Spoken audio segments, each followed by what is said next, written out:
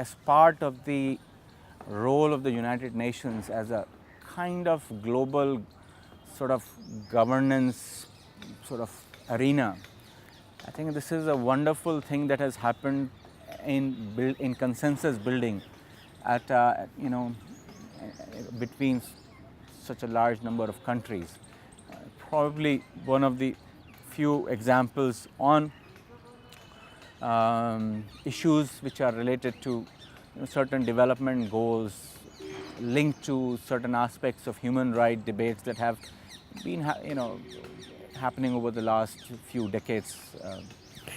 So with this kind of consensus between countries, there is a likelihood of alignment of action right at the country and sub-country level towards large goals that we as a global community are aspiring towards.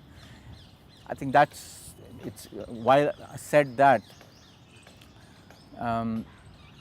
there are like a country like there are I think I would have certain concerns with the MDGs in the way they are currently being pushed at. And my concern basically comes is like in various countries. Let me take just an example. So you say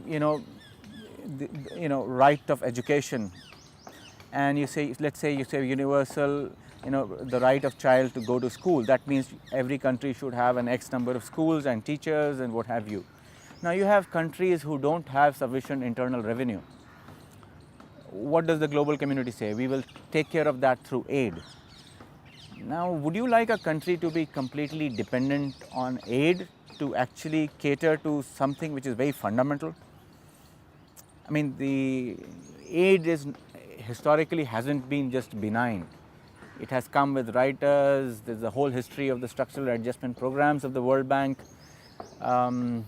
And say teachers, the lobby is probably one of the biggest unions that exist in any country.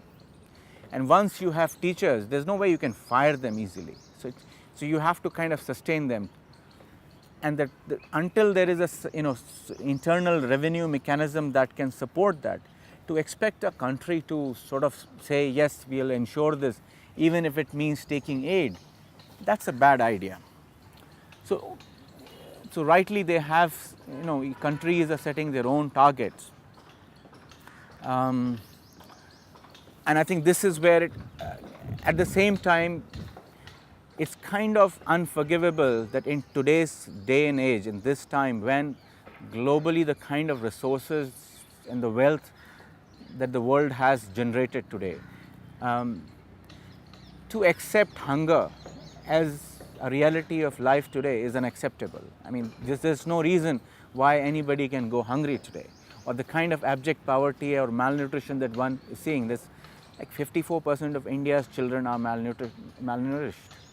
I mean, how can we say that that is okay and engage in policy debates and what have you? No, this is simply unacceptable.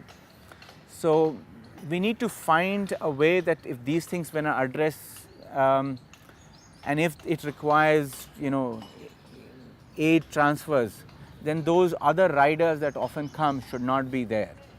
But it's a tough territory. I mean, it's a tough territory.